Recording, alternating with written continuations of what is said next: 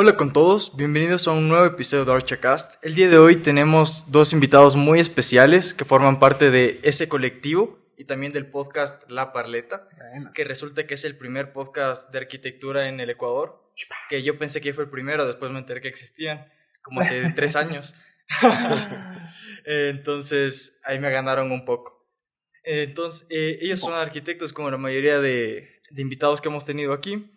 Y han tenido también varios proyectos interesantes que ya vamos a hablar un poco en el transcurso de este episodio, y un gusto poder tenerlos aquí. Gracias, Luis, gracias por tenernos aquí. Luis, gracias. Ha sido un gusto. Gracias, bacán, gracias por la invitación. Sí, estamos un poco abrumados con la calidad del podcast. Nuestro es un poco más modesto. Sí. Que ya tenemos aquí toda la producción de top aquí. Y ahorita que mencionamos esto de La Parleta, que tenemos este primer feat con otro podcast, colaboración, podríamos decirle, ¿cómo comenzaron con esto? ¿Por qué comenzaron con La Parleta? Vaya. Hijo de mangos, ¿por qué comenzamos con La Parleta? A ver, creo que fue como las grandes ideas, fue una idea que salió de manera espontánea. Si no estoy mal, fue un momento que estábamos conversando con algunos grupos de colegas arquitectos y arquitectas que son súper bacanes y tienen camellos súper interesantes. Y entonces nos dimos cuenta que en un punto teníamos la suerte de escuchar a estas personas y teníamos la suerte de entender, de un poco aprender de ellos, ¿no? De sus experiencias, de sus falencias, de sus aciertos.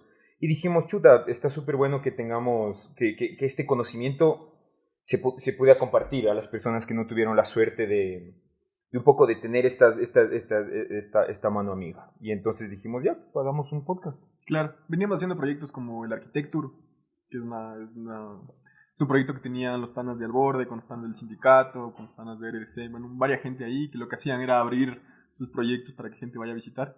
Ya. Tú ibas a la hora y luego te sentabas a conversar con una cerveza de las apreciaciones, de lo que te gustó, lo que no te gustó, crítica. Ay, interesante. Bacán. Y otros proyectos como El Paredón, que era algo parecido, solo que en una fase anterior del proyecto. Entonces, en la parte de diseño, tú presentabas cómo está tu proyecto, hacia dónde quieres llevarle, y ahí los panas te caían y te decían, sin tonteras, no hagas de esto. Y nos dimos cuenta que en esas conversaciones, que siempre son un poquito informales, que siempre son un poquito entre panas, había mucha cosa, mucha riqueza que luego se pierde, que luego no queda grabada en ningún lado y que ya, que se acabó. Entonces dijimos, pongámosle un micrófono a esas cosas y veamos qué pasa. Y luego la Parleta ha ido mutando, ahora tenemos otras búsquedas y tal, pero creo que por ahí empezó la cosa.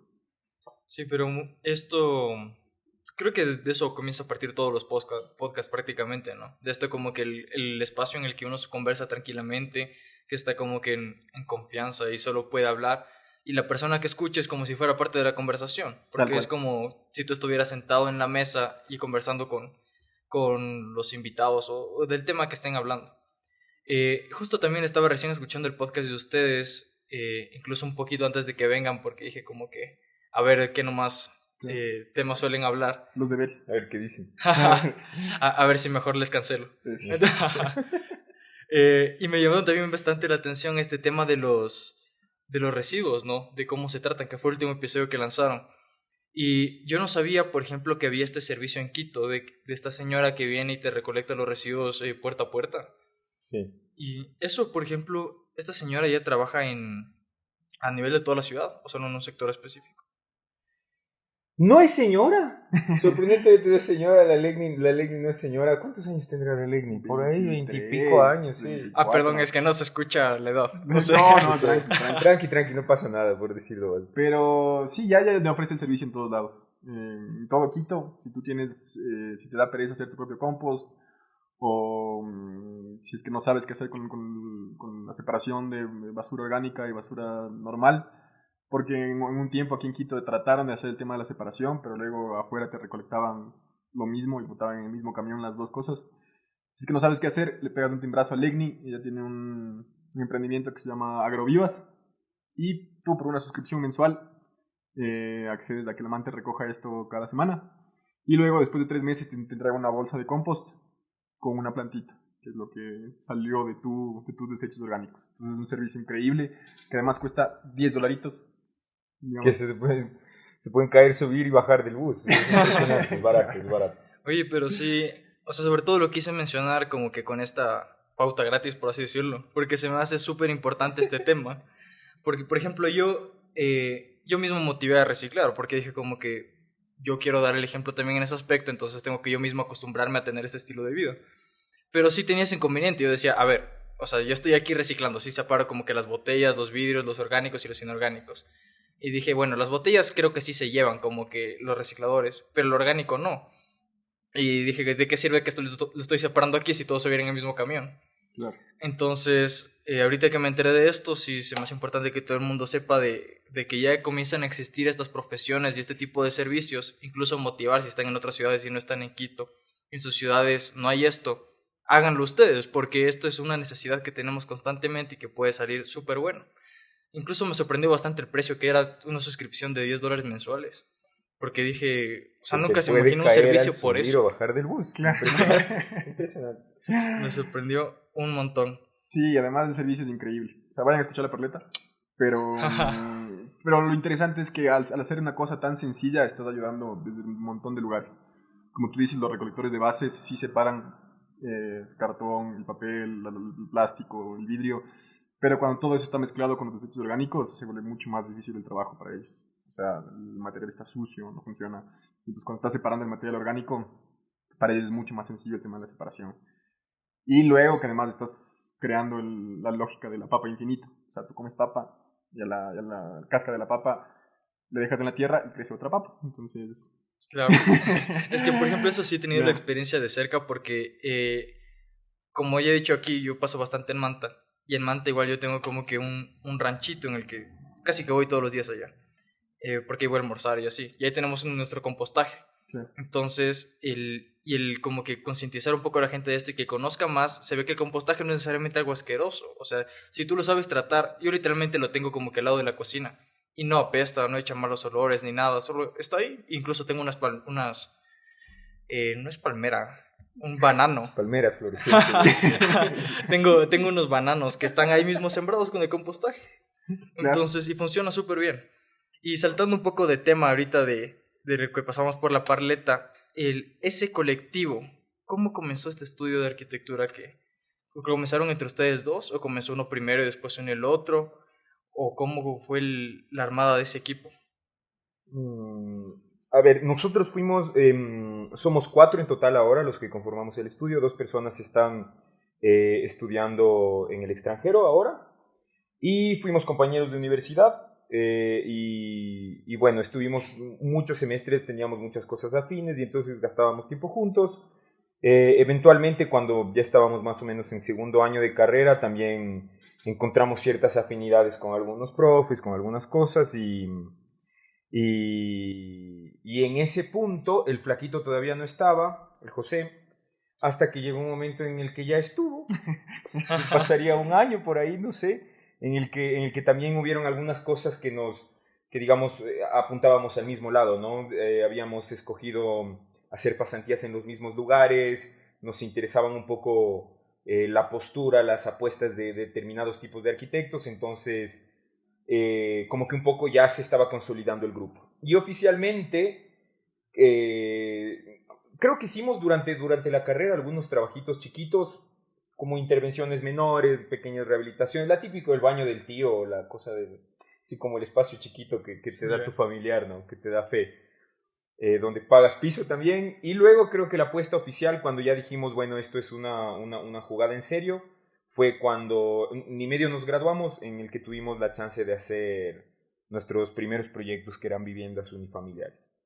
Un poco fue así, como que en ese momento dijimos, esta oportunidad salió, si es que nos vamos a enfrentar a esto, tenemos que un poco ponernos firmes y ya, ¿no? Sí, y luego ya nos dimos cuenta que trabajar en equipo es mucho más fácil que trabajar solo. O sea, para nosotros ya, o sea, por temas desde colaboración, de que el diseño para nosotros siempre va a ser mejor mientras más se discuta y mientras más ideas haya, hasta decir como hay cosas que a uno no le gusta hacer, que uno de nosotros lo puede hacer, entonces ya ahorita no conseguimos como hacer arquitectura solos, necesitamos siempre el equipo ahí que nos esté llevando.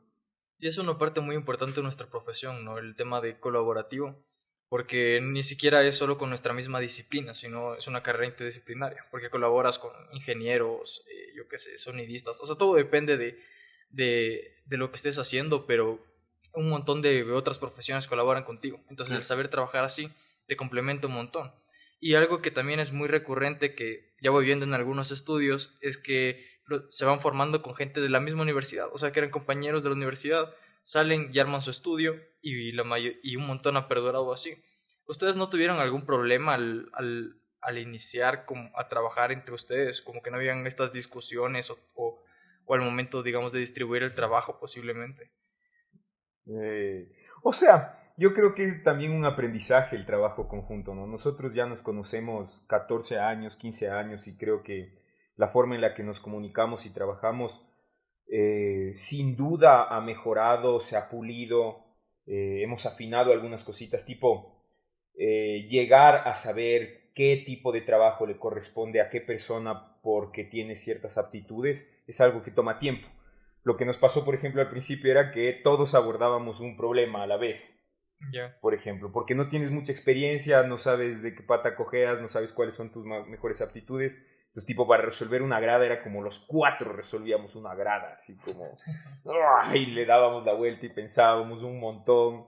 Y entonces, como que discusiones graves no había, pero había esta especie digamos, de ir descubriendo juntos cómo es hacer arquitectura, ¿no? Y con el tiempo creo que ya un poco ya tenemos claro cuál es el rol de cada uno, qué cosas es mejor que dirija tal persona, como que... Y creo que vamos aprendiendo todavía, ¿no? Un poco Sí, a cómo delegarnos el trabajo, a cómo comunicarnos entre nosotros, así. sí, sí. Y desde cómo funciona uno trabajando hasta cómo funciona uno en el día a día. Uno ya sabe quién es el mal genio, quién es el que tiene que conciliar un poco las cosas cuando hay algún problema, quién es el que siempre está relajado, no importa si hay problemas. Y entonces, como uno también tiene su personalidad, también ayuda en las distintas fases del proyecto. O sea, si es que, por ejemplo, yo que soy el mal genio siempre estuviera como a cargo de alguna cosa, terminaría odiando En a, llamas. a todo el mundo, En terminaría llamas. peleado con todo el mundo y entonces a veces es como, flaquín, deja nomás. Deja nomás, yo arreglo el problema. Claro. Y el nivel de detalle que se querían enfocar antes, esto de que entre cuatro resolver una grada, me imagino que embotelló mucho también el proceso, ¿no? Porque era como que todo y lo mismo y lo mismo y lo mismo y queda un montón que aún no se resolvía.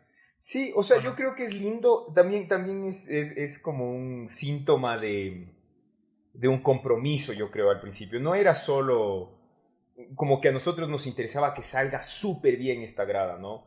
Y un poco también, esa es una cosa que sucede cuando comienzas, que piensas que puedes controlar todo por pensarlo todo, digamos. Ya. Entonces también hay un momento en el que aprendes que por más que le diseñes súper bien, probablemente vas a tener determinados problemas en obra y esa es una cosa que no veíamos en ese momento y que aprendes con el tiempo. O sea, ahora no vamos a diseñar cuatro personas una grada. Porque no hay tiempo, además, antes había tiempo. Cuando Así. empezábamos había un tiempo para que los cuatro estemos en una. Ahora ya, o sea, como hay tantos proyectos que ya uno está, o sea, si es que estuviéramos ahí todo el tiempo ya no sería eficiente. Claro. Y entonces ahora uno ya aprende, además uno ya aprendió a confiar, que es lo que decíamos antes. Uno ya sabe a quién, o sea, a quién le va a ir bien en ese trabajo y uno ya confía, a ciegas. Que lo que diga la otra persona lo va a hacer bien y ya, te queda nada más que seguir con el trabajo que tú estás haciendo por otro lado. Y tal vez como estudio tienen alguna como que postura definida o principios que dicen como que esto nosotros tenemos que cumplir siempre sí o sí y estos son como que los fundamentos en los que siempre nos vamos a basar o van alterándolo tal vez en cada proyecto acorde a cómo se va desarrollando. Tenemos un par, pero de esos que son bien difíciles ponerlos en palabras. Ya. Entonces, o sea, uno de los que teníamos claro, hace cuántos será, unos 3 4 años casi nos cambiamos del nombre a como eran materiales del bosque arquitectos, alguna cosa así. Y era Sí, porque no, ya no nos sonaba dimos- muy bien, la verdad. Ajá, sí. Y es porque ya no queríamos, por ejemplo, trabajar con ciertas maderas. Por ejemplo, llegó un momento nos dimos cuenta donde ya no queríamos trabajar con colorado, que es una madera que utilizamos en los primeros proyectos y que luego decidimos no usar más porque no sabíamos de dónde viene, porque es un material que está destruyendo los bosques y es que no tiene un proceso adecuado de cómo maderarlo. Y entonces ahora, por ejemplo, tenemos como, o siempre por lo menos apuntamos a trabajar siendo lo más conscientes que podemos con el medio, con el ambiente, con el presupuesto del cliente, con los recursos al final. Eso creo que es uno de los que como manejamos. partiendo desde la materialidad. Más que desde la materialidad, desde los recursos, desde lo que está disponible. Y entonces, qué sé yo, en Galápagos, por ejemplo, en el último proyecto que hicimos, en Galápagos hay bloque, hay cemento, hay varillas de acero, ya está disponible. Pero cuando te pones a investigar, todo eso se manda desde el continente en barco todos los viernes. ¿Ya? Entonces por eso es que es más caro. Y entonces, para nosotros no tenía sentido tener que llevar material desde el continente a Galápagos, un material que luego se va a quedar ahí, que va a quedar ahí toda la eternidad, en esta isla paradisíaca, hermosa que tenemos aquí en el Ecuador. No nos hacía sentido. Y entonces, ¿qué es lo que tenemos a mano? ¿Qué es lo que hace sentido en Galápagos? Vimos que ya existen prácticas agroforestales de manejo de bambú, de caña guadúa. Y entonces, como clarísimo. O sea, no tenemos otra alternativa, no tenemos por qué darle más vueltas. Es un material que crece ahí, es un material que está disponible ahí mismo, que no tengo que llevar desde el continente. Y entonces, todo el diseño se supedita al material porque es un recurso que hace sentido en ese caso. Sabes, justo eso les iba a preguntar porque cuando estaba revisando en su sitio web de sus proyectos, esta Casa Endémica se llama, ¿verdad? Este proyecto en Galápagos, que me llamó mucho la atención por el hecho de que el trabajar en Galápagos debe implicar unos retos súper importantes. O sea, no entiendo cómo tal vez funciona la normativa allá, pero me imagino que va a ser súper estricta en los temas de contaminación y manejo de materiales, ¿o no? Tiene sus restricciones de ley, pero incluso algunas restricciones llegan a ser sin sentido. O sea, por ejemplo, para ponerte un ejemplo, el aislante de la cubierta. Nosotros queríamos poner fibra de coco, ya que es un aislante vegetal. Y no pudimos meter fibra de coco a Galápagos. Digamos, también hace sentido cuando te pones a pensarlo, ¿no? Porque por ahí cae una bacteria que capaz es... que causa que todos los piqueros pájaros azules tengan... Sí, estar con pie en la cabeza. Claro. Y entonces no puedes llevar a Galápagos fibra de coco. Y entonces toca utilizar un aislante industrial, como la de roca, por ejemplo, que funciona súper bien, ahorra energéticamente, pero en cambio es, de nuevo, es un material que va a estar ahí en esas islas paradisíacas hasta la eternidad. Cuando la última estrella se apague, ahí todavía... O sea, esas como que incongruencias. Claro. Y luego en temas de normativa, a Galápagos le falta un montón. O sea, no es... Debería ser más estricto, debería tener más cosas y en realidad no hay. O sea, depende un poco de los arquitectos, de los clientes, de qué tan abiertos están a estas otras cosas. Porque prácticamente se puede hacer lo que tú quieres. Oye, eso sí me sorprende, porque yo dije como que en Galápagos debe ser una normativa terrible, que no te dejan hacer nada prácticamente, porque, o sea, es un patrimonio de la humanidad. Yo imaginaría que para que logres construir algo allá, debes tener tantas justificaciones para que te permitan hacerlo que por eso sea tan escaso hacer proyectos allá. Pero si me dices que en verdad sí hay la libertad, pero solo que no lo hacen entonces. Pero bueno, mejor que no hayan construido tanto tampoco allá. Porque... O sea, sí se construye, pero se construye con hormigón y con cemento. O sea, la gente va a construir allá con las mismas preconcepciones que tiene la gente que construye aquí. Sí, una cosa. O sea, es lo mismo prácticamente. Publicidad gratuita, vamos a sacar nosotros una investigación de eso.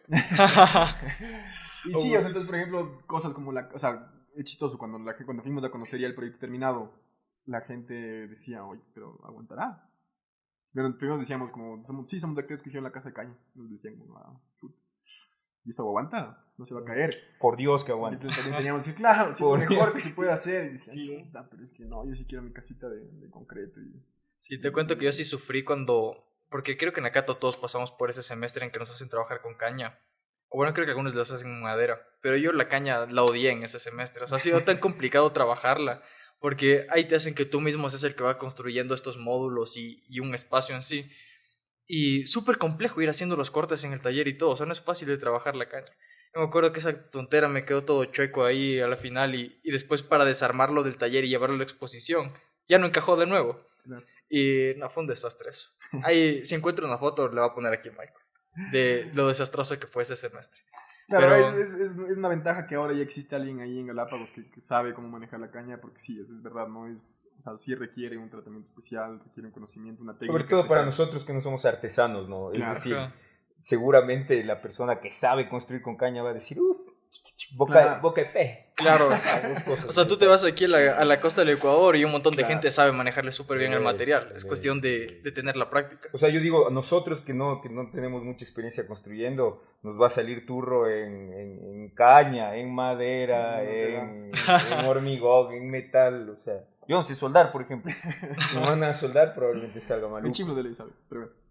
Sí. Pero sí, es una ventaja. Y como de esas cosas que no, tampoco hacen mucho sentido, esta persona tuvo que salir, se llama Daniel Sotomayor, que es la persona que trabajó allá en caña. Él tiene su propia, él cosecha la caña, la siembra, la cosecha, la trata y luego construye en caña. Entonces es increíble. Porque Ya, o sea, ahora él ya la lleva gente todo lo el conoce, proceso. ya si es que alguien en Galápagos quiere hacer algo con caña, ya es como el Daniel. Pero el Daniel tuvo que salir, tuvo que irse a Colombia, donde la caña, por ejemplo, se utiliza muchísimo más, como que está más, en el medio se reconoce más. Allá aprendió, después me parece que se fue al Asia, uno de esos países donde hacen esas maravillas con caña, y ahí dijo... Un retiro de 14 años en Tailandia. Conoció al Dalai Lama de la caña. Solo tomando agua y nada más.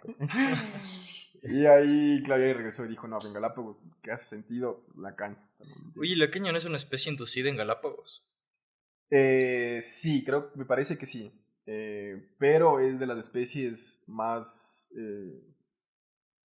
conscientes con el ambiente, si se quiere. Es como... O sea, como que lo respeta, no es tanto de... Ajá. O sea, no tiene como que contra algún efecto secundario, así que destruye el ecosistema. Claro, no. De hecho, la caña, por ejemplo, tiene virtudes como que mantiene los manantiales que están en el subterráneos, como que los mantiene mejor porque la caña crece horizontalmente y entonces va protegiendo el suelo de la erosión, por ejemplo. Horizontalmente. Las raíces crecen horizontalmente. Ah. Y luego va creciendo, luego crece hacia arriba, pero las raíces crecen horizontalmente. Y entonces eso, por ejemplo, da protección al suelo para la erosión.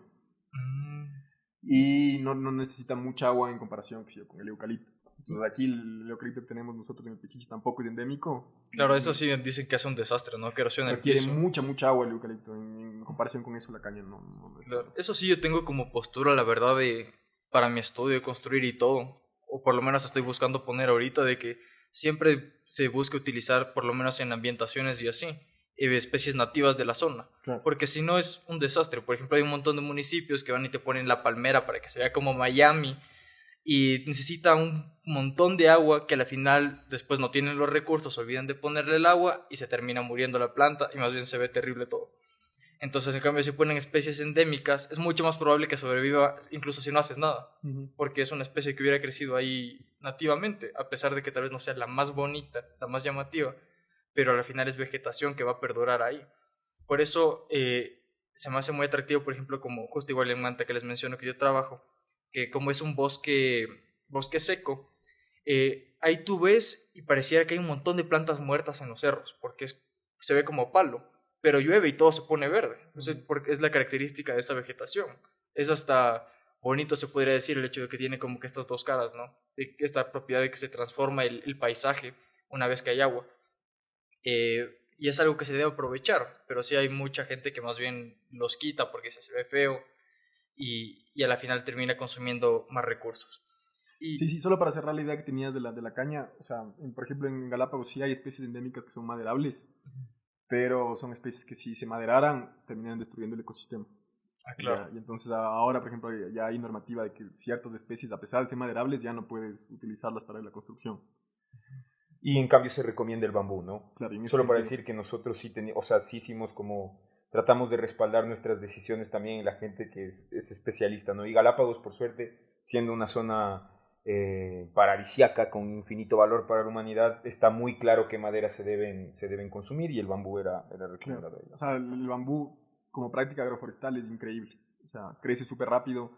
Cuando tú cortas el tallo, no matas a la planta. Ajá, sino sigue creciendo. Sigue creciendo. Entonces no tienes que, por ejemplo, como en otro tipo de maderas, limpiar completamente el terreno y volver a plantar. Eso es. El bambú es infinito. Es agua. El bambú es infinito. Entonces, a pesar de que no es endémico, porque son unas islas súper chiquitas, para ese territorio hace muchísimo sentido. Y hasta crece solito también, porque con el ambiente y todo. Y hablando en sí del proyecto, aquí para que le vean, Michael le voy a poner en el video la edición. Michael. ¿Cuál fue el requerimiento del cliente? Tal vez alguna característica en especial que haya tenido. ¿Cómo surgió este proyecto? El proyecto se llama Casa Endémica porque parte de una pareja, la chica Jenny es de Galápagos y su esposo ahora él es de Galicia. Y entonces se conocieron... ¿Dónde es Galicia? Galicia en España. Ah. Se conocieron en un mochileo del Dani. Mochileo del Dani, y entonces ellos abrieron la primera cerveza artesanal hecha en Galápagos que se llama cervecería endémica. Y entonces ellos a la larga, bueno, como que estaban viviendo mucho tiempo en una casita como las que hay en Galápagos, que son como estas pequeñas casitas de hormigón, en donde tenían que tener aire acondicionado, eran súper frías o súper calientes, súper incómodas, y decían, bueno, vamos a tener un nene ahora y queremos que él crezca de otra manera, ¿no? Que aproveche un poco mejor estas islas paradisíacas en las que tenemos la suerte de vivir. Y buscaron gente con quien trabajar y nos escribieron, nos encontraron en internet y un poco nos dijeron, locos, nos interesa esto, nos interesa su arquitectura y sobre todo estamos dispuestos a hacer una apuesta, digamos. Eran como unos clientes que estaban dispuestos a arriesgar, estaban dispuestos a buscar cosas interesantes, otros caminos, otro tipo de arquitectura, eran como muy entusiastas. Y para nosotros fue la mecha, ¿no? Porque sabíamos que iba a haber muchos retos, muchos problemas trabajando, digamos, con Galápagos, ¿no es cierto? Iban a haber costos que no entendíamos muy bien cómo calcular, pero bueno, todo corrió bien. ¿Dile? Sí, y en temas ya de diseño, lo que Jenny quería era ver el mar. Decía, yo quiero ver el atardecer en el mar. Ya, y la casa no está particularmente cerca de la playa, está un poquito más retirada. Y en cambio Dani decía, yo lo que quiero es tener mi huerto, yo lo que quiero es sembrar mis plantitas, estar en el jardín, estar en el patio. Y entonces había esta cosa de como él quería estar abajo con la tierra y ella quería estar en el cielo. Y entonces fue como que bueno, en el recorrido de ir desde el patio hasta este lugar donde terminas viendo el atardecer, se va resolviendo la casa. Y entonces las gradas terminan siendo como este núcleo de circulación importante donde uno va subiendo, va recorriendo la casa, va llegando a los distintos espacios y remata en al principio va a ser un mirador, donde ella quería sentarse a tomar una copita de vino al final de la tarde y ver el atardecer. Ya luego por temas de pandemia y esas cosas terminó siendo, ya ahora ellos tienen teletrabajo, entonces ahora arriba es como un estudio chiquito donde ellos trabajan, pero que tiene esa vista que a pesar de estar un poquito retirado de la costa, ve el mar y la casa apunta directamente al oeste para ver estos atardeceres paradisíacos, las más encantadoras de la humanidad. Conmovedores como la más alta poesía, ¿eh? Así de conmovedores. Ya bien romántica la redacción, así. Vendiéndose bien el proyecto también.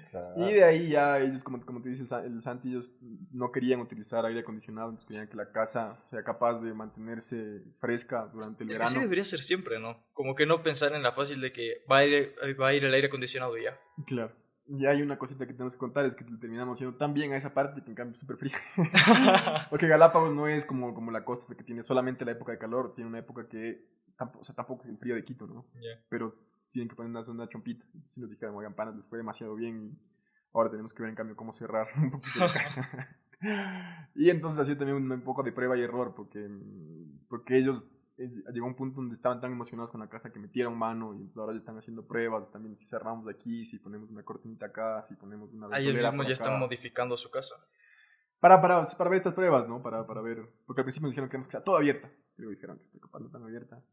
Lo cual para nosotros es como una cosa que nos encanta, ¿no? Claro. Que los dueños tomen, no sé, se apasionen del proyecto y le metan mano y le dañen y modifiquen. Claro, se apropien de lo que fue hecho para ellos. Y que además compensen las cosas que tal vez nosotros no pudimos ver o que nos faltó destreza para poder diseñar mejor, ¿no es cierto? Es vacancísimo porque digamos ellos de alguna manera sentimos el proyecto como una cosa conjunta, no es un proyecto de los arquitectos, sino es como una cosa en la que terminábamos tomando decisiones con ellos también.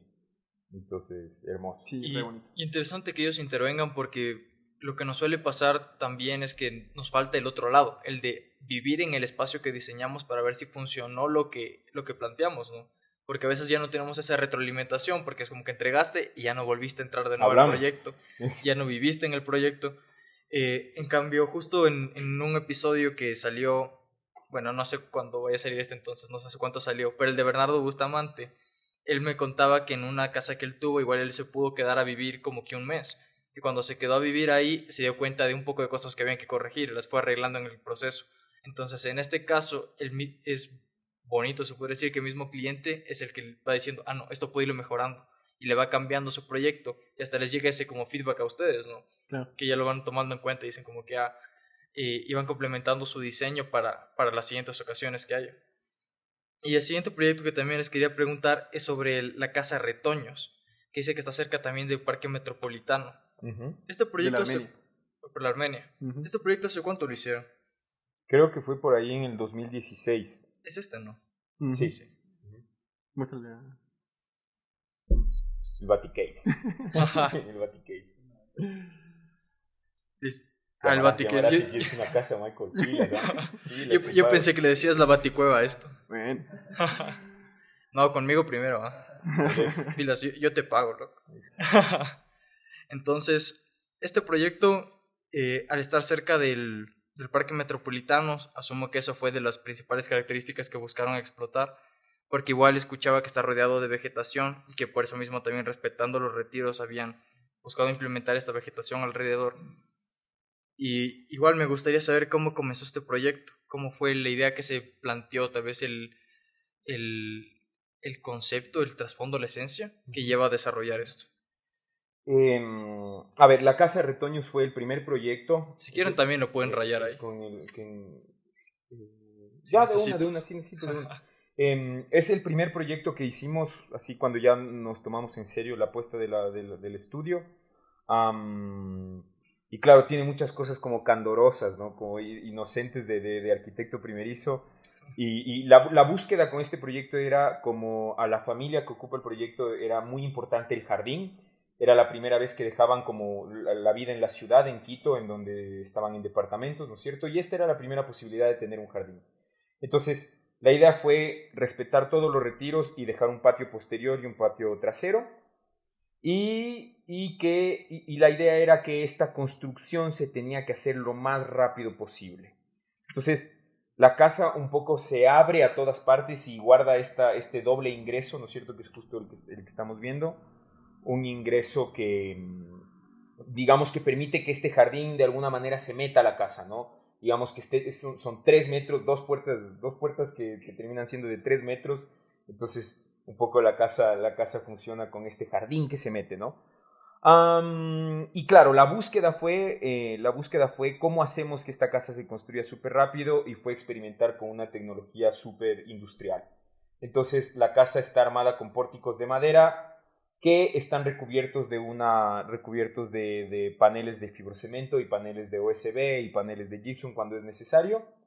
Y la idea era que se arme lo más rápido posible, por lo tanto modulamos todo a cómo vienen los tableros industriales. Y la idea era que tratemos de evitarnos la mayor cantidad de acabados. Entonces el fibrocemento se ve como fibrocemento, el OSB se ve como OSB. Tratamos de pintar lo menos posible y eso, no sé si me olvido alguna cosa. ¿No? Creo que eso es. ¿Y los clientes les gustaba trabajar también con esas materialidades? ¿No les ponían como que peros? Creo que para nosotros, en la forma en la que trabajamos, siempre hay una... Digamos, nunca nos aventuramos a lanzar una idea de buenas a primeras. Siempre pensamos que el punto de partida es entender un proyecto y cuáles son los recursos de ese proyecto y cuáles son las búsquedas de proyecto. Entonces, es como intentamos que sea un camino muy paralelo con los clientes, de modo que cuando nosotros proponemos algo, conocemos suficientemente la forma en la que viven como para que no sea una locura, digamos. En este caso, por ejemplo, nuestra apuesta fue como, bueno, si lo más importante para ustedes es el jardín y quieren que la casa sea mañana, parece que no hay ningún problema en que hagamos una cosa hiperindustrial. Entonces, ahí es cuando nosotros nos referimos un poco a la apuesta, ok, vamos a hacer algo industrial, entonces hagamos industrial todo. Y un poco fue como, es lindo, en nuestra página web hay un GIF muy bonito que muestra cómo las fachadas, por ejemplo, se armaba en mediodía o algo así, ¿no? Como subía el maestro con la plancha, sí, eso fue la búsqueda en ese proyecto. Ajá. Y... Perdón, perdí el hilo. Me fui eso. ¿Y qué tal les fue, Eddie? ¿Y qué más? Y nada, bueno, un poco de lo que decías, o sea, hemos tenido la posibilidad de volver al proyecto algunas veces Y es bonito darnos cuenta que, por ejemplo, ese espacio central, ese jardín que se abre, es donde, por ejemplo, pasan las fiestas, es donde farrean, ahí es ahí, en esa parte. Los niños están jugando siempre por el jardín y la familia está adentro. Entonces, esa idea de como abrir el jardín fue como el éxito. De ahí la casa tiene sus cositas por aquí por allá que lo tuvieron que irse arreglando con el tiempo, pero en esa parte la rompimos. Justo ya me acordé cuál era el tema que quería tocar, porque lo que sí ha pasado varias veces cuando he hablado con clientes es que el ver los materiales como que en crudo a la mayoría no le gusta, porque saben pensar que dice que se ve como si aún no está acabada la casa, como que eso aún no está acabado y se ve horrible, no sé qué. Incluso justo la otra vez que uno de estos edificios que están por aquí en la Carolina súper llamativos, nosotros íbamos, yo iba caminando igual por aquí, escuché que alguien estaba hablando del edificio y decía como que al amigo con el que estaba, oye, eso va a quedar así gris, todo feo, y el otro como que sí, qué horrible, ¿no? Y yo me quedaba pensando y dije, puta, a mí me encanta cómo se ve el hormigón visto, pero para la gente en común es muy probable que no le guste. Entonces sí debe ser como que un tema a veces que el contraponer, ¿no? Como que el cliente lo que en verdad le gusta, que es la persona que va a vivir, y tal vez lo que a ti te gusta como arquitecto, acorde tal vez a tu estética que tú tienes. Yo aquí tengo una anécdota increíble de sabiduría infinita del eterno profesor Francisco Ursúa. No sé si tuviste la oportunidad de conocer. Bueno, el eterno profesor Francisco Ursúa tenía una casa maravillosa, acreedora al premio Miss Van der Rohe, la única en el Ecuador, en un barrio popular. Y entonces a él, cuando en la cimentación, él tenía unas piedritas. Y entonces los vecinos de este barrio le dicen, oiga, Arkin, ¿pero qué le parece si le pinta de rojo, amarillo, así bacán a las piedritas, pues? Y entonces el Francisco nos dijo, sabiduría infinita, nos dijo, qué raros somos los arquitectos, nos dijo. Eso es todo lo que dijo. Sí, pero igual yo sí creo que, o sea, que a pesar de que los materiales queden vistos, sí hay detrás una técnica, una fineza que les da un valor extra cuando se hace bien. Entonces Francisco Ursúa tampoco es que botó las piedras de ahí. Francisco Ursúa como que las tenía ordenadas de acuerdo a una forma, que tengan sentido con la función de la casa, que se vean bonito, o sea, que para la vista se vean bonito. Y entonces, sí, hay estas preconcepciones de que no está terminado, pero, por ejemplo, en retoños nosotros tenemos mucho cuidado con la modulación del OSB. Entonces, a pesar de que se ve como OSB, que puede ser un material como áspero, rústico, está modulado de una forma que le da cierto orden, que le da cierto diseño y que le da este como paso extra, que a pesar de que el material sea áspero, se ve que hay como cuidado en cómo se junta, en cómo se arma, etcétera, Sí. etcétera. Además creo que es importante saber que para nosotros no es que hay un desmérito en un material por su cualidad estética, digamos, ¿no? O sea, no es que creemos que el OSB es bonito y por eso pusimos OSB, sino que más bien tratamos de construir una misma narrativa entre nuestros clientes y lo que nosotros pensamos o entendemos de lo que tiene que ser este objeto, ¿no?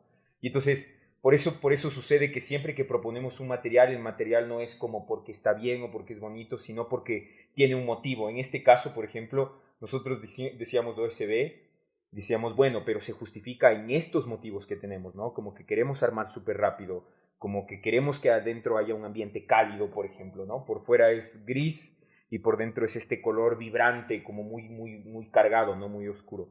Entonces, sí, nada, como eso. Pero... Sí, sí. Y luego desde donde parte el Santi y cómo esa cosa se ve bien, que también es importante, ¿cierto? Y entonces teníamos las planchas de fibrocemento que se modulaban cada 60 y teníamos el OSD que se modula cada 1.20, cada 2.44. Y entonces, ¿cómo con esas dos juego para que me haga sentido? Entonces, ahí en retoños, por ejemplo, tenemos la plancha completa en un lado, la otra completa en otro lado y la parte central es la que nos quedaba. Es un proporcional de 60 también, entonces, ajá. Y entonces se termina viendo, dices, o sea, sí, es OSD, pero se ve que hubo un proceso de pensamiento detrás para cómo esto funciona de la mejor manera con esas reglas que nosotros mismos nos pusimos, ¿cierto? Para construir rápido. Y entonces no es que tengo que cortar la plancha, porque pongo la plancha completa. Debería haber poco desperdicio. Debe haber poco desperdicio y los cortes que tengo que hacer igual entran dentro de la modulación y entonces al final no desperdicio nada. Entonces, de cómo se ve, queda supeditado a todas estas otras reglas. Es que también la cosa es saber cómo trabajar con el material, ¿no? Como que el darle ese acabado de que sea muy estético, se vea limpio, se vea bien, y no no solo ponerlo porque sí, ¿no? Ujú. Y también todo acorde a la justificación, como tú mismo dices, o sea, con qué intención, qué sensación va a generar en el espacio el utilizar este material, ¿no? Y ahí todo se va complementando y creo que en verdad ahí es cuando se va formando el proyecto, ¿no? Claro. Y volviendo un poco también a sus épocas en la academia, ¿quieren una bielita por si acaso? Les Sí. destapo, sí. Pero por supuesto, por favor. Aquí les saben. Aquí hacemos Pausa de samba. un avance rápido.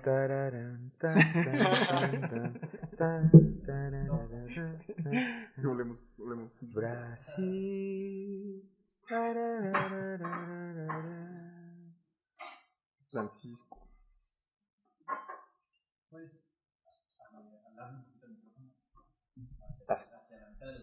¿Ahí?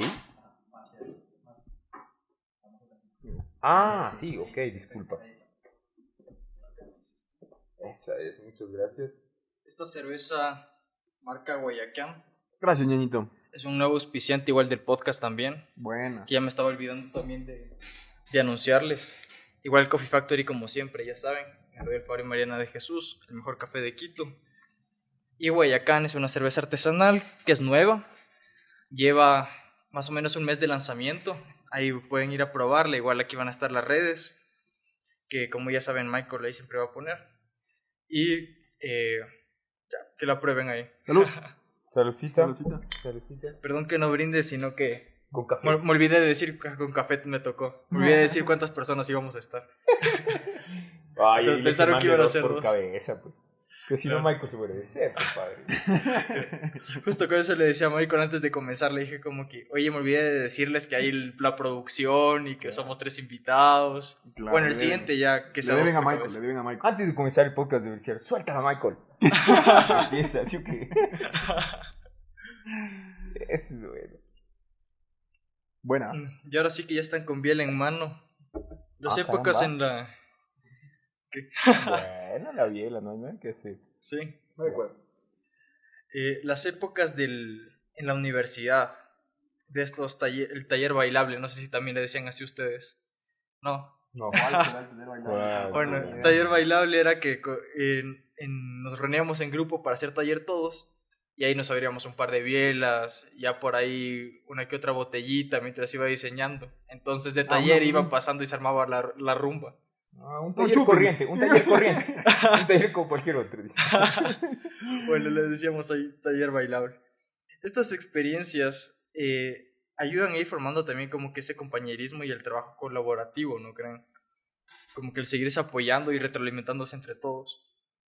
Y el ir creando como que esta comunidad, que sí creo que entre arquitectos se nota bastante este tema del trabajar en comunidad, ¿no? O sea, sobre todo tal vez también la forma en la que tenemos en la universidad de cómo nos orientan, de no solo colaborar con un arquitecto, sino de colaborar, digamos, con la gente que vamos conociendo para ir a implementar los proyectos. ¿Cómo les lleva estas experiencias de la academia al tratar con los clientes, por ejemplo? Digamos, tú vas con tu cliente y te pegas una bielita mientras vas a desarrollar el proyecto para conversar o cómo abordan esos temas. Creo que depende. No sé si nosotros, en realidad, siempre que hay establecemos el primer contacto con un cliente, creo que es una reunión que no necesariamente es formal, pero en la que sí, en la que un poco estamos conociendo a alguien, ¿no? Como sucedería siempre. No creo que a todos los clientes nos llevaríamos a tomar una cerveza. Con algunos de ellos por suerte, seguimos siendo grandes amigos y claro, hemos compartido una cenita, un vinito, pero creo que la forma de abordar es tratar de hacer una reunión, no sé, que apunte a que sea una reunión muy tranquila en la que intentamos conocernos y además casi que para empezar un proyecto nos interesa mucho las generalidades, ¿no? Como quién eres, qué has hecho, a qué te dedicas, qué te gusta, qué no te gusta. Un poco tratamos de conocer bien a las personas para las que vamos a diseñar. Al menos, sobre todo cuando es una vivienda, ¿no? Y la honestidad más, pues sí, o sea, si vean, este proceso va a ser difícil, va a tener sus problemas, va a ser más largo de lo que se imaginan, no es solamente hacer un dibujito, que es como la concepción que se tiene. las cosas van a salir mal seguramente, pero va a valer la pena. Vamos ahí. Les va a quedar mal, pero les va a gustar. No, o sea, como que puta, van a sufrirla. Está claro que construir una casita es una cosa sufrida. Y nada, lo importante es que vamos a trabajar juntos y vamos a hacer todo lo que está a nuestro alcance para que salga bacán. Pero es lindo lo que dice Luis. Les va a quedar mal, pero les va a gustar. Puede ser posible. O sea, es interesante pensar en eso, Claro. ¿no? En una posibilidad en la que el objeto arquitectónico realmente tal vez no es el objeto perfecto, pero tal vez sí es el mejor objeto para esa persona. Como que creo que por ahí es donde nosotros intentamos, la forma en la que intentamos entender la práctica, ¿no? El oficio. Claro.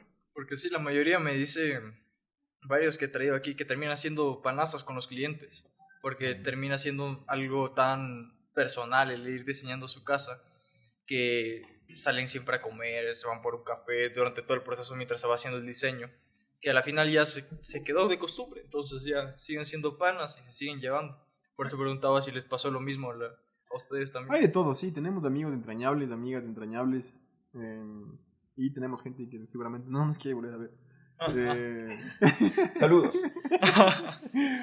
Y sí, o sea, los procesos son siempre distintos. Hay gente con la que, como en la vida, ¿no? Hay relaciones que hacen clic y funciona todo increíble. Y hay situaciones que también puede pasar, que va a pasarle a todo el mundo, que no hay una conexión, no hay una buena dinámica y eso siempre se termina notando en el proceso, en el resultado final, sí, en cómo uno sufre, en el estrés, en todo. Claro. Oigan, y en su época en la universidad, ¿algún semestre que sufrieron en específico? Tal vez algún tema Todos. así que todo. Todos. No hubo uno en especial que Todos los dijeron, hice puta, con ese dolor. sí me mató. Hubiera algunos, sí, pero no voy a decir nombres ni nada. No, no digas nombres. O sea, di la experiencia de cursar Nah. ese taller. O sea, de todo, como igual, bastante parecido a lo que dije antes. O sea, hay momentos donde haces clic con todo, con el tema, con el taller, con el profesor, con tus compañeros, y parece que todo sale automáticamente. Y hay otras veces que puedes, o sea, que solamente no sale nomás. O sea, que sufres hasta el día anterior de la entrega y entregas eso y dices, por fin se acabó, por fin se acabó. Entonces a mí me pasó en los últimos niveles básicos, que sí, fueron esos talleres donde yo no entendía qué estaba haciendo, el profesor no me entendía a mí, y sí, está todo mal. Sí, pero hubo otros en cambio donde fue todo increíble y al final dices, wow, soy un genio, nací para esto. Como, ¿qué hago cursando aquí? Ya debería tener el título, ¿ya? Entonces, de todo, o sea, de todo. Y otros momentos donde uno dice, Dios mío, ¿para qué estoy aquí? ¿Qué estoy haciendo? Eso sí es un... Es que, como tú dices, hay de todo. Yo igual sí he tenido talleres que he sufrido bastante. Yo sobre todo el primer taller es el que más sufrí de toditos. De toditos. Era como que... Es que de lo que uno viene con las preconcepciones bien establecidas, como de qué es la construcción, qué es la arquitectura. Bueno, sobre todo como que en tema, como yo crecí en una parte inmobiliaria, era como que yo pensé que era prácticamente como que solo hacer que se vea bonito y ¿Cuántos departamentos los son? espacios. Ajá. ¿Cuánto es el metro cuadrado? Nos fuimos. Literal, así. Entonces, cuando ya me comenzaron a meter de que no, es que tiene que poner concepto y así como que la parte más medio volada era como que me costaba un montón romper como que esos esquemas. Pero se aprende bastante, la verdad. Y ahí eso va enriqueciendo y sigue siendo la arquitectura, ¿verdad? Que no es solo el diseñar estos espacios genéricos. Sino también sufrir. Como en Y todo. sufrir todos los días, sin dormir. Tal cual. Pero lo que es bonito de la universidad, ahorita que mencionamos esa parte, es un poco las relaciones que uno hace con los amigos, con los profesores, que es un poco lo que decíamos antes, lo que tú también mencionabas del tema de crear una comunidad. Creo que en ese sentido nosotros tuvimos suerte en que nos llevamos muy bien con compañeros nuestros que ahora tienen sus propios estudios, sus propias cosas. Profesores con los que luego ya colaboramos como profesionales, como colegas. Oye, ¿y eso de colaborar con profesores, no les pasó alguna vez que les veían como para abajo? O sea, como si aún fueran el estudiante, ¿no? No, tuvimos la suerte de colaborar con gente tan increíble, arquitectos increíblemente generosos en su conocimiento y en la forma de trabajar, que sí, podemos decir que en ese sentido hemos tenido una suerte impecable, ¿no? La gente con la que hemos trabajado nos nos ha tratado como iguales desde hace 15 años. Desde que estábamos en la universidad. O sea, por ejemplo, yo no estuve en el primer concurso que hizo la OFI, que fue al Faro Escultura, que se hizo con la oficina de Alborde, y yo todavía no entraba al colectivo de forma directa. Pero de lo que me cuenta el Santi, y eso te contará el Santi, ya desde ahí, o sea, éramos todavía estudiantes. Pero era como que, no, aquí estamos trabajando igual. Si sale mal es porque los dos somos malos, y si sale bien es porque los dos somos unos genios. Entonces, siempre como ese trato horizontal. Pero súper bueno. Y para medio ir cerrando, ¿algún consejo que le quieran dar a la audiencia, tomando en cuenta que la mayoría son estudiantes? ¿Algún tip así de que esto te va a salvar tal vez cuando tengas una entrega? Tomen Guayacán cerveza, mucho Guayacán cerveza. Y itinerante. ¿Qué será? Para mí, si es para estudiantes, yo aconsejaría que traten de involucrarse y rodearse de gente que les parece que su trabajo sea interesante. O sea, creo que la apuesta para las personas que tuvimos la suerte, las personas que tienen la suerte de estudiar la universidad, es que es un momento en el que, en el caso ideal, toda tu preocupación es aprender lo más posible. Y entonces está bueno arriesgar. Creo que yo les aconsejaría como arriesguen. No hagan una pasantía por hacerla, no hagan un proyecto solo por hacerlo, porque realmente ahora es el momento en donde no van a perder nada más que tiempo. Entonces, si encuentran algún estudio que sea afín a sus valores, a lo que quieren hacer, chuta, golpeen las puertas y involúcrense y aprendan un montón. Gracias, caramba. Nada que añadir. Caramba, ¿eh? 10.000 copias, 1 millón de copias aseguradas, caray. Eso ya, fíjate. De ponerle de frase así, en blanco y negro. Claro. Ya posa para la foto. Ministro, se va poniendo oscuro en la pantalla y sale esa frase, así en blanco. 2022. Faith 2022. Quito, Ecuador. Y bueno, a ver, un gusto haberles tenido aquí. En verdad me ha gustado esta conversa, estar así súper relajados y saber como que sus experiencias y todo. Igual a la audiencia, gracias por habernos escuchado. No olviden revisar las redes de se me fue el nombre del estudio. Ese colectivo aquí tiene notado. Y escuchar la parleta. Y escuchar la parleta. Es buen podcast, la verdad. Sí me gustó lo que le fui oyendo. Y que fueron los primeros de nuevo, que me sigo picado, la verdad, que pensé que era el primero y no. No pasa nada. No pasa nada. Pero bueno. Nadie se acuerda del primero. Perdón. Y no olviden visitar Coffee Factory, no olviden probar Guayacán, la cerveza artesanal, que está en Quito por ahora. No sé si después ya se amplíen, ahí ya lo anunciaremos también seguramente. Y revisar los cursos de la academia, cada vez vamos a lanzar más cursos. Y revisar las redes de ellos, de mis redes. Fresh son los que nos producen aquí todo. Por eso tenemos todos estos equipos súper profesionales. Al volante. Y nos vemos en el siguiente episodio de HorchaCast. Muchísimas gracias. Chau. Adiós.